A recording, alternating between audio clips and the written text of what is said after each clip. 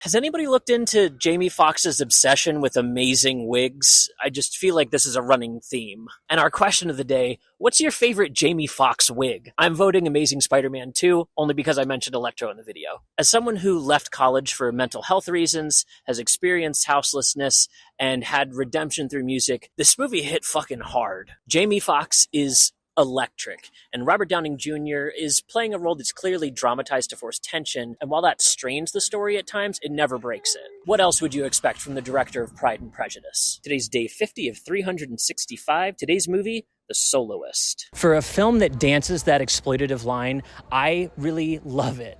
This is a movie that I relate to a lot, and I really relate to Nathaniel Anthony Ayers Jr. I started music at a very young age to please my parents. I'm a multi-instrumentalist, a studio musician, and then I went to college and took on 3 jobs in a 21 credit course load and crashed out hard. I've had my fair share of redemption arcs and crash outs, lived homeless in my van with my cat, and I just relate really hard to Nathaniel and his experience. Honestly, Robert Downey Jr. ends up becoming the weakest part of this movie, if there is a weak point, because I don't think it's that weak. But his role as the foil to Jamie Foxx's Nathaniel kind of places him in a place where it's hard to relate to him because he's so mean and enigmatic that he's not willing to welcome a genius into his home. It threatens to capsize the movie at different times, but it never fully envelops the story, and I think that's due in part to the inventive filmmaking on display here.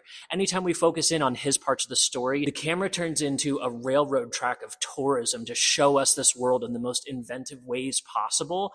And I think that makes this movie less Oscar bait as it was intended to be, and a real top tier drama. Something else I'd really love to compliment this movie on is its display of the houselessness situation in LA. This is 2009 where they're highlighting these issues, and a lot of the issues have not gone away since that time. This is something I got to witness firsthand when I was in LA recently, and it's also something that the movie does not shy away from talking about: the brutality of cops, the absolutely abysmal conditions that people have to live in on the streets, and instead of covering that up or trying to glamorize it in any way, it goes hard into how difficult this life is, even to the degree that it affects Robert Downey Jr.'s character deeply to his core. It is a big reason for the changes in his character across this movie. That's been something that I think that the movie does so well that people didn't talk about in regards to this movie. It was made for Oscar season and then didn't get to come out during that time.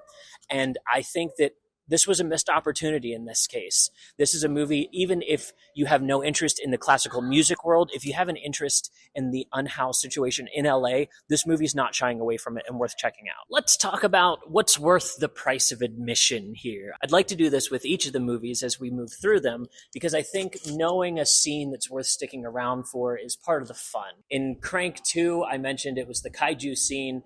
In The Soloist, I'm going to call out what I'm calling Iron Man and Electro go to the orchestra and have a very, very nice time. This scene puts on display, in one of my favorite ways possible in movies, color sound synesthesia. If you don't know what that is, this is a neurological, you could call it issue. It's really more of a quirk, if you ask me, where brains will mix and match the senses in a way that the person experiences more than one sense at a time.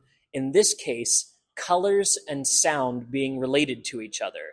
You've probably heard some chode in college talk about this and how special it makes him. I also have this, I say sheepishly. However, I want to call out that some album art and the sounds of the albums match, and nobody talks about this. Black Sabbath's Paranoid and Fall Out Boy's Infinity on High perfectly match the color and the sound to my synesthesia. A big reason I've liked shooting in these neon places is the fact that it brings out a lot of the colors that I enjoy. And the scene where Nathaniel goes to the orchestra cuts away from what is playing. What could have been an epic scene of composing and live instruments instead moves into a world of color and sound. This is exactly how I experience music, and seeing it committed to screen meant so much to me, on top of the other things that I'm already relating to with this character. Keep in mind, he's not technically the main character of the movie, but he's the main character of my review because I think that his story is the most important thing here. And while it is highlighted in the movie so well, I still feel like they could have made him the main character, right?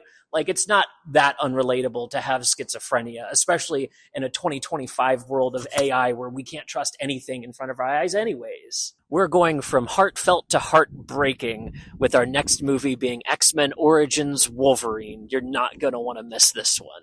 And I'll see you tomorrow.